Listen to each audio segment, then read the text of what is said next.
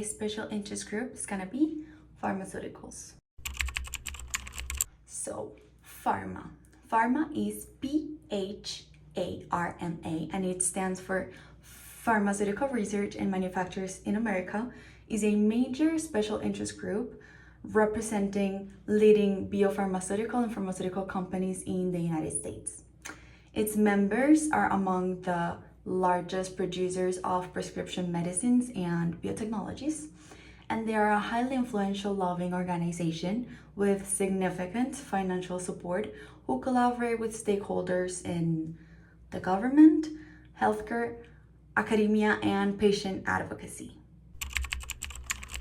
Their mission is to advocate for public policies that ensure and encourage the discovery of new medicines and their respective legislation for patients by biopharmaceutical and pharmaceutical companies. Some of their objectives include: first, they want to promote innovation and research in pharmaceuticals.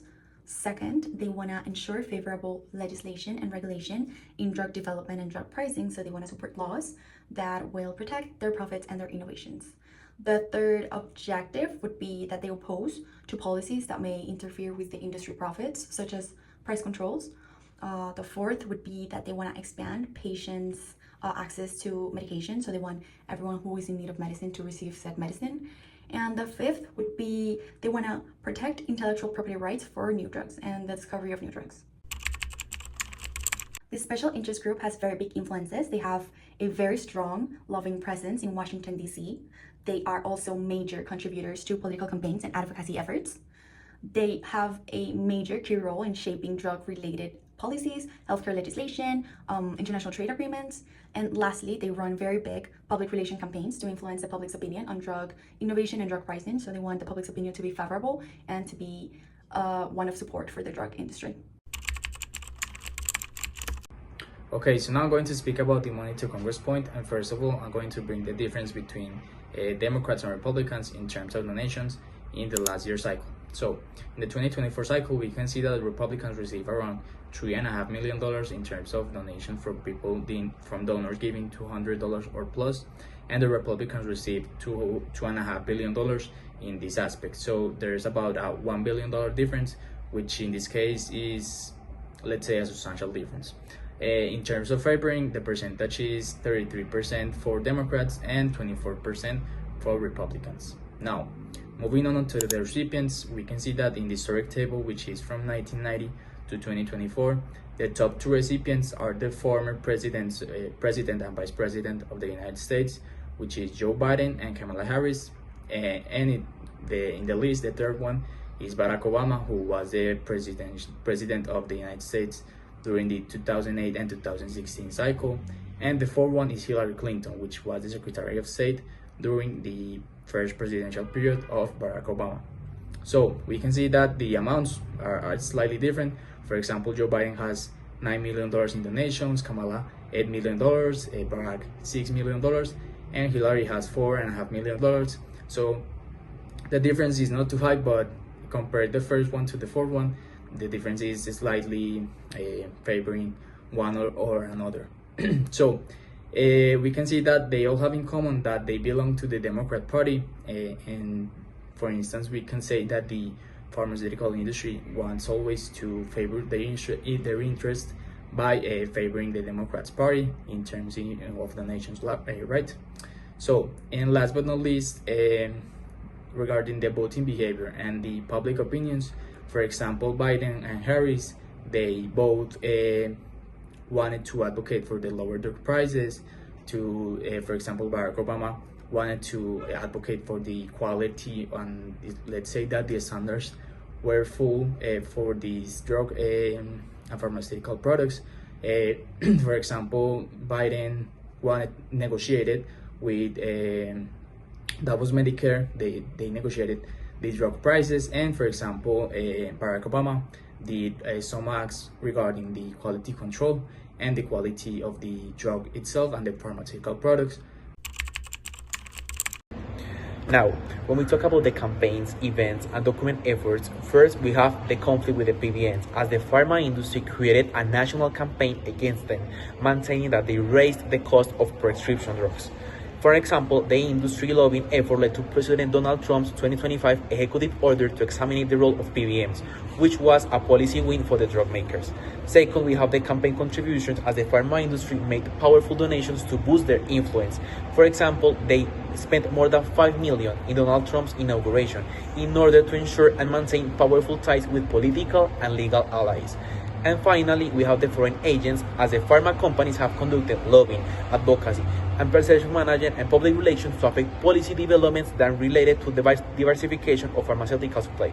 For example, we have the Fara documents that efforts to influence international regulations on trade policy. So, when we talk about the lobbying strategies, the pharma industry used three main strategies. The first one was the direct lobbying, because during the first part of 2025, pharma companies spent more than $13 million on lobbying, primarily aimed at placing blame on the PBMs or pharmacy benefit managers, the raise of the drugs prices, and more importantly, to have enabled new policy. Second, we have the grassroots, done by providing assistance to local organizations that can apply lobby pressure. For example, the pharma companies funded non-profit organizations like MANA and National Minority Quality Forum, who consequently went on criticize the PBMs and influence public perceptions and policy discussion. And finally, the third one was the digital advocacy. Pharma companies invested in digital platforms and channels in order to shape public opinion. They invested in platforms and channels as the New York Times, the Axios, and the Daily. The pharmaceutical industry has had wins in legislation, like targeting PBMS. In 2025, pharmaceutical companies increased their lobbying against PBMS, which are pharmacy benefit managers, which basically are third parties that manage prescription drug benefits on behalf of insurances, employers, and other payers. And they spent over 13 million in lobbying in the first quarter of this year. These efforts were aimed to shift the blame to PBMS for the high drug prices. Also, President Trump's executive order calling for a re-evaluation of the PBMS role marked as a significant victory for drug manufacturers. They have also had setbacks, such as Medicare price negotiations. Despite the previous lobbying that I just mentioned, this industry failed to prevent the enactment of the IRAS